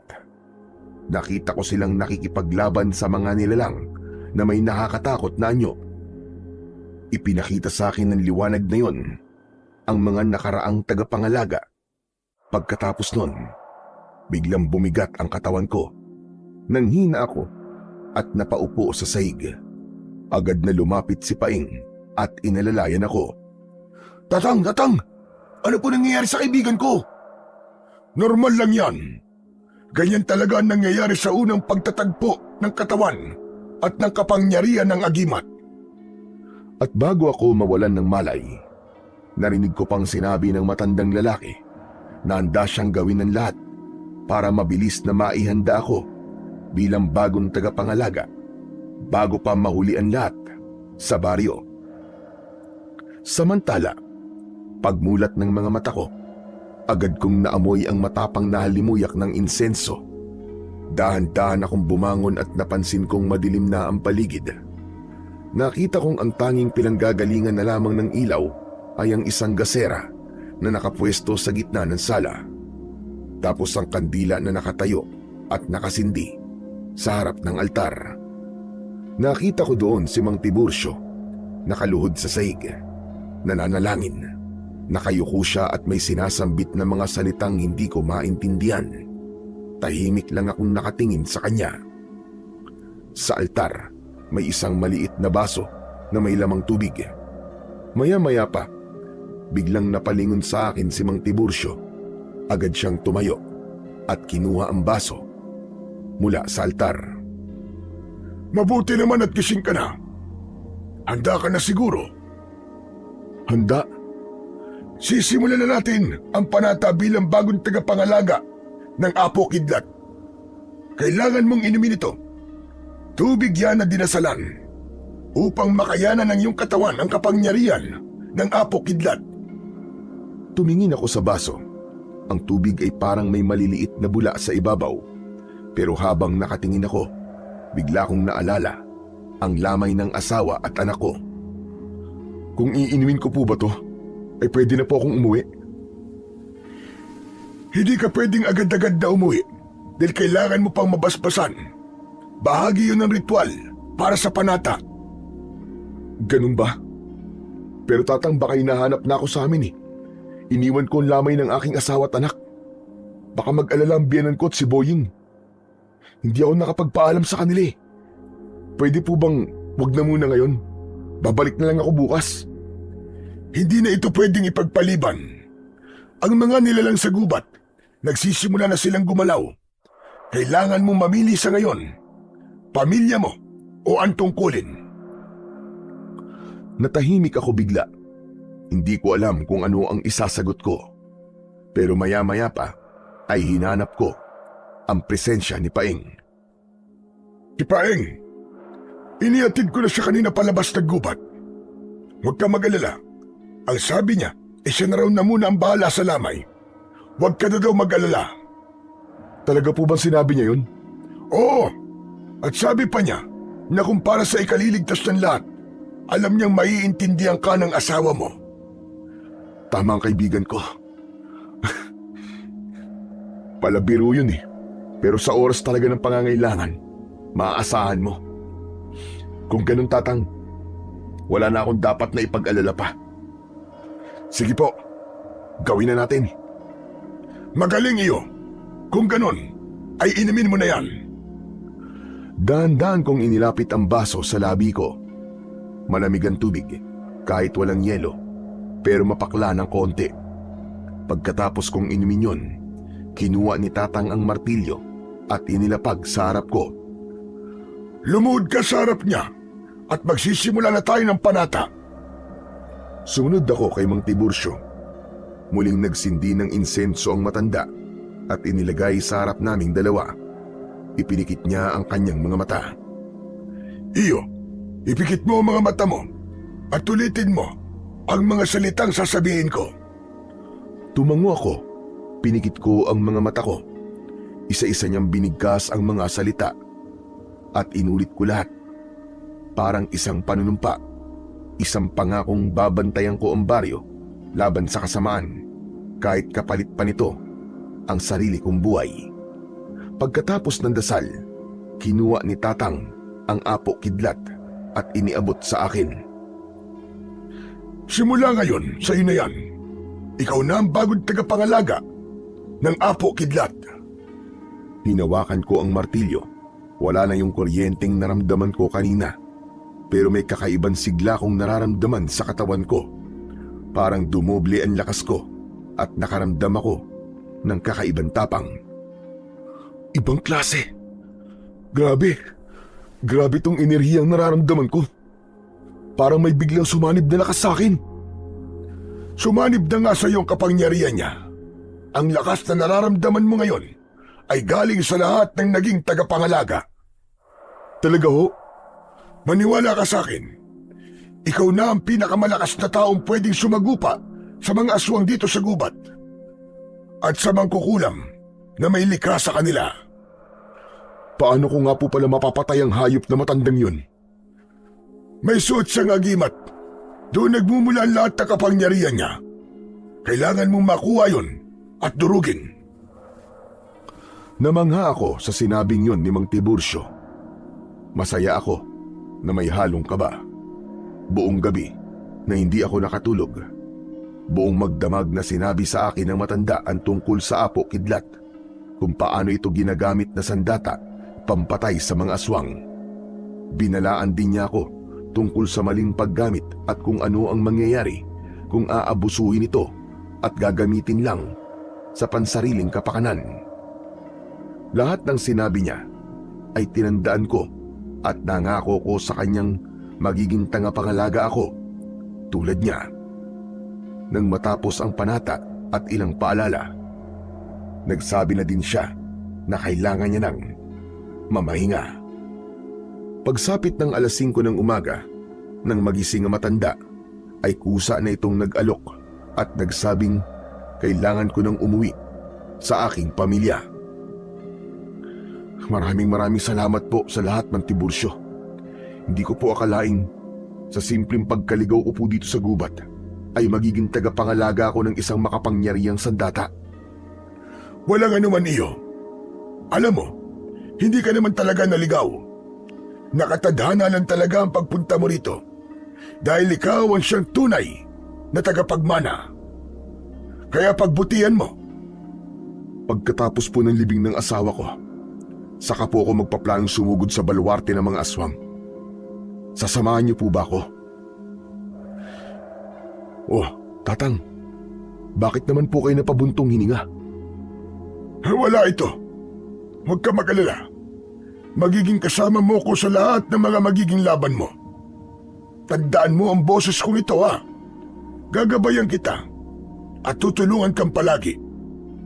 Sige po, Mang Tiburcio. Inihatid ako ng matanda hanggang sa bukana ng gubat.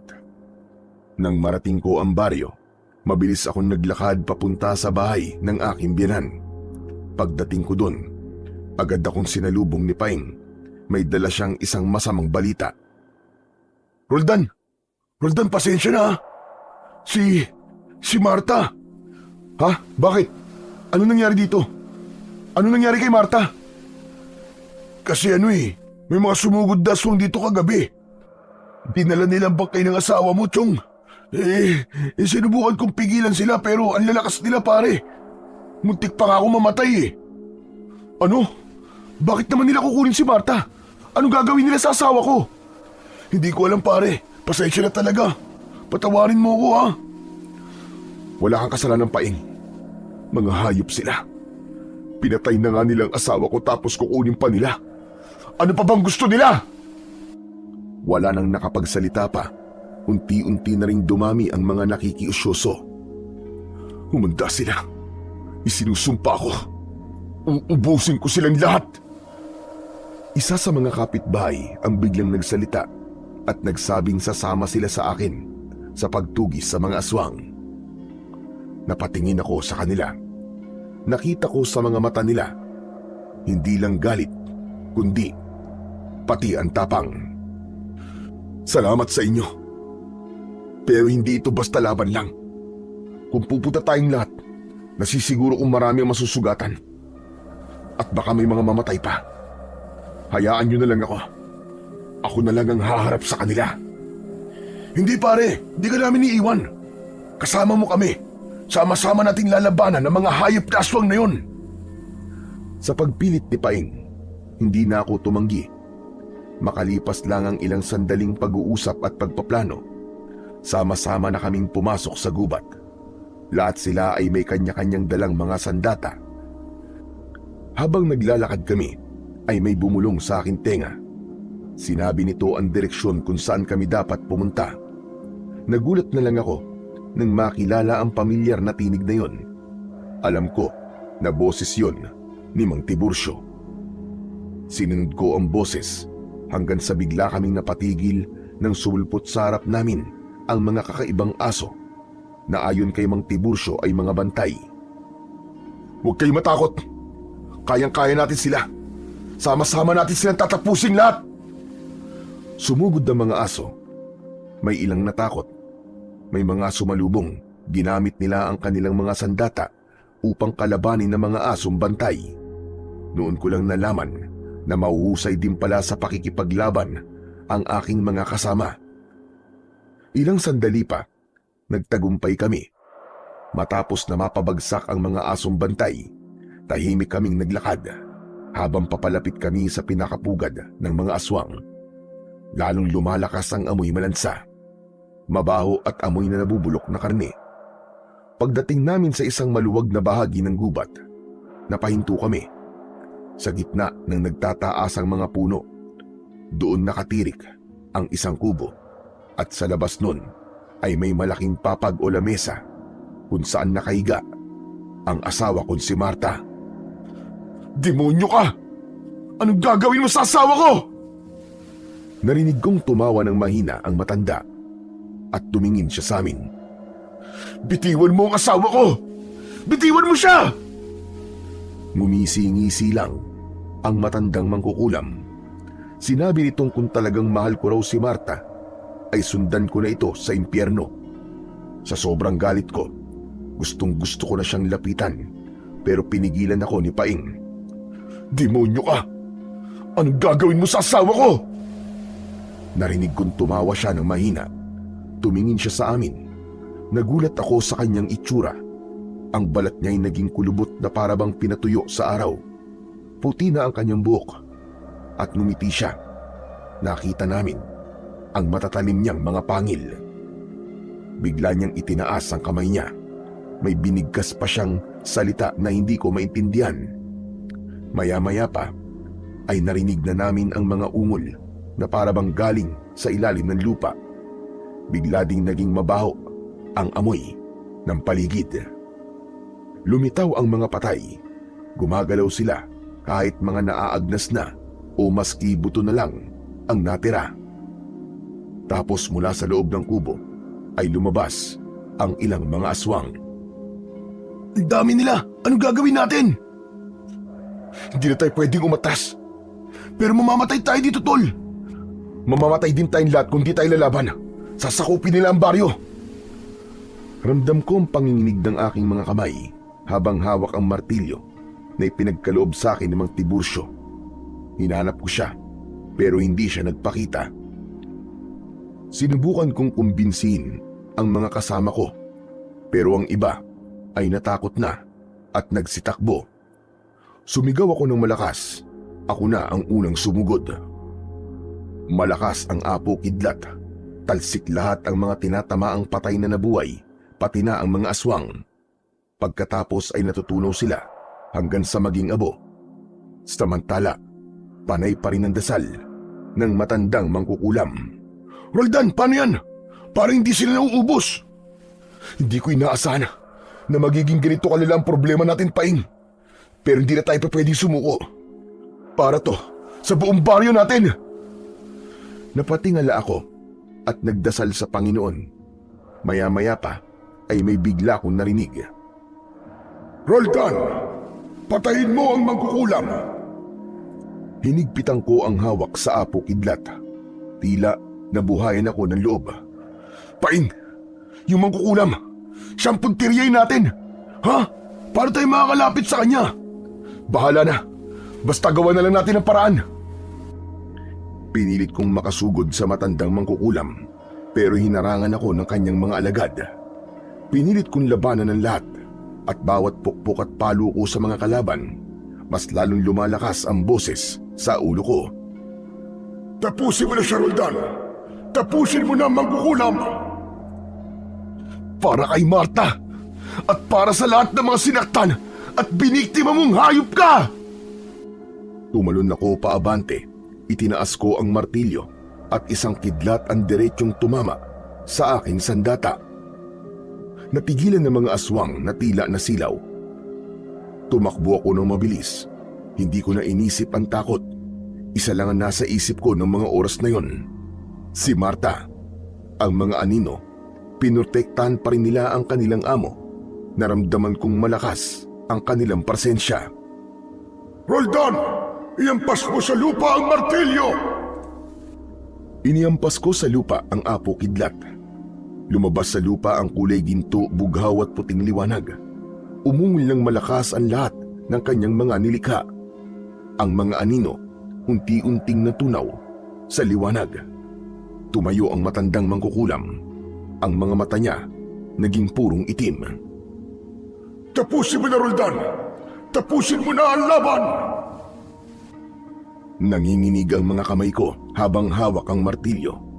Pero bago ko pa mapagdesisyonan kung ano ang dapat kong gawin, biglang sumugod ang mga kasama ko. Pinatay nila ang matandang lalaki. Nagsisigawan sila sa tuwa matapos mawalan ng buhay ang matandang mangkukulam. Tapos na, Chong! Tapos na! Nagtagumpay tayo! Niyakap ako ni Paing. Masayang masaya siya. Ganon din ang aking mga kasama. Ganon din ang nararamdaman ko ng mga sandaling yun. Dahil sa wakas, nabigyan ko na ng hustisya ang pagkamatay ng mga mahal ko. Samantala, pinagtulungan naming iuwi sa baryo ang bangkay ng aking asawa. Nang makita kami ng mga naiwan naming mga kapamilya, tuwang-tuwa sila sa aming naging tagumpay. Kinabukasan, nilibing na rin si Marta at ang aking anak. Masakit ang pangyayaring yun na tuluyan nang mawawala sa akin ang dalawa sa pinaka-importanting tao sa buhay ko. Pero ganun talaga ang buhay. Kahit masakit, kailangan kong lumaban.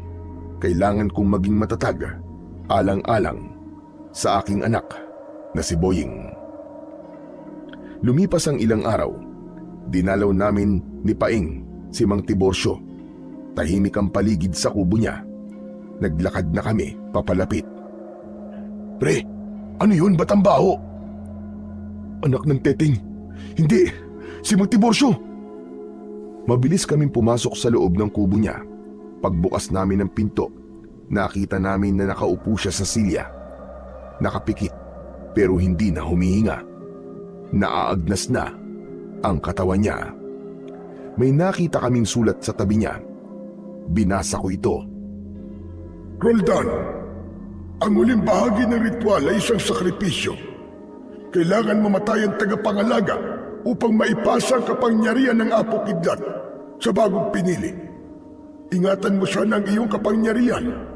Ipagtanggol mo ang inyong baryo laban sa inyong mga kaaway.